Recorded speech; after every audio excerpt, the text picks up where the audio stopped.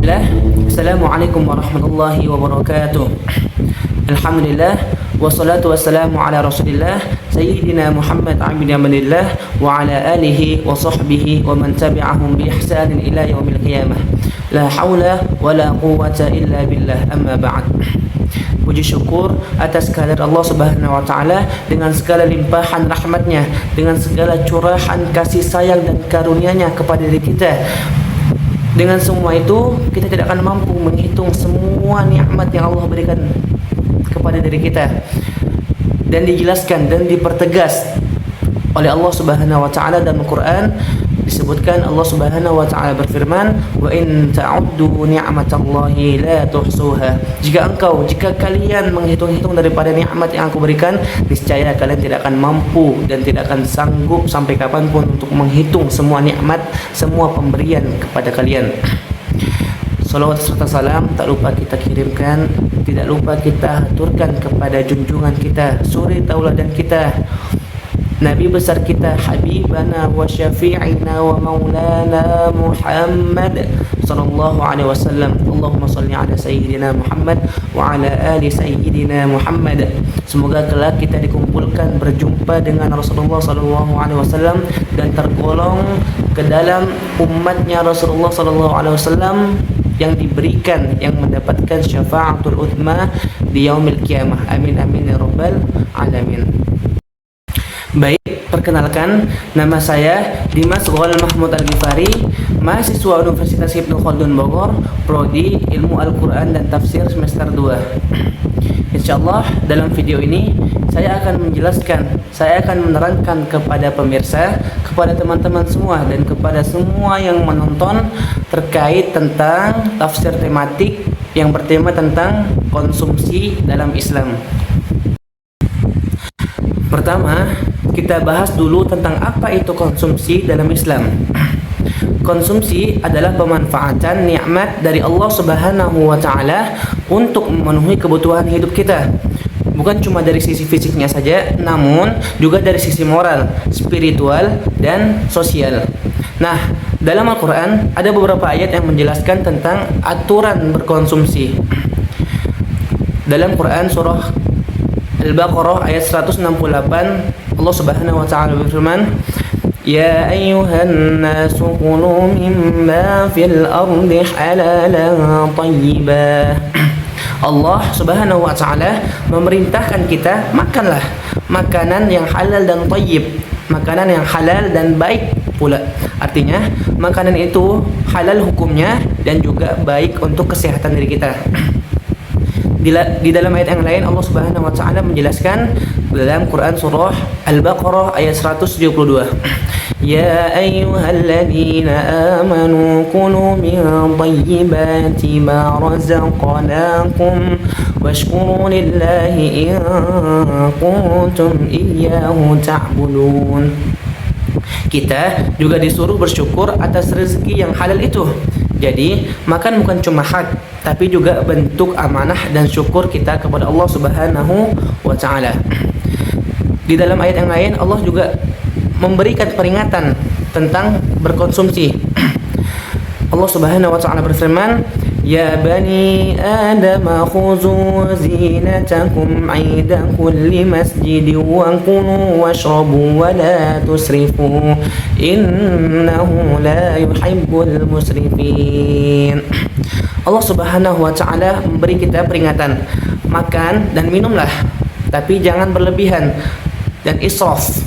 Karena Allah Subhanahu wa taala tidak suka orang yang israf, orang yang berlebihan atau orang yang boros. Dalam Quran surah Al-Maidah Allah memberikan penjelasan tentang makanan atau konsumsi apa yang haram bagi kita.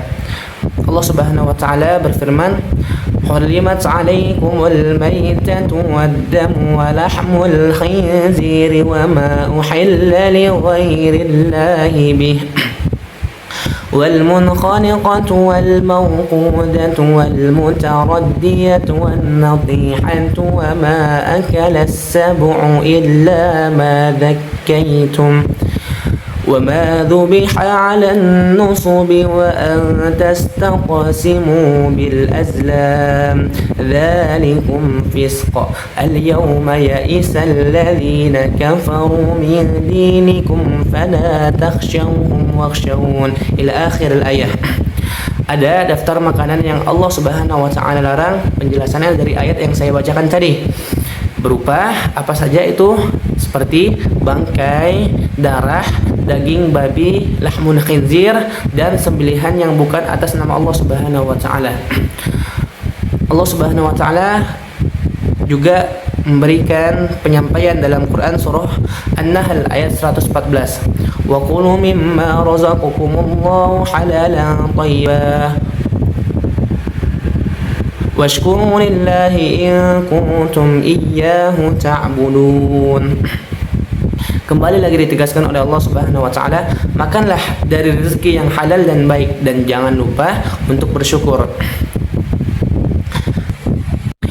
Lalu ada juga prinsip-prinsip konsumsi dalam Islam, yaitu pertama, prinsip halal dan thayyib. Apa itu yang dimaksud prinsip halal dan thayyib? Yakni makanan bukan asal halal saja, tapi juga harus menjaga baik dan sehatnya makanan tersebut. Yang kedua, prinsip keseimbangan. Artinya jangan boros dan jangan berlebihan, serta juga jangan kikir atau pelit. Yang ketiga, prinsip etika sosial. Yang dimaksud adalah jangan cuma mikirin perut sendiri saja, namun kita juga harus peka dan peduli terhadap kebutuhan orang lain, apalagi fakir miskin. Nah, di zaman modern kayak sekarang, nilai-nilai konsumsi dalam Islam ini makin penting banget. Kenapa? Karena budaya konsumtif lagi merajalela.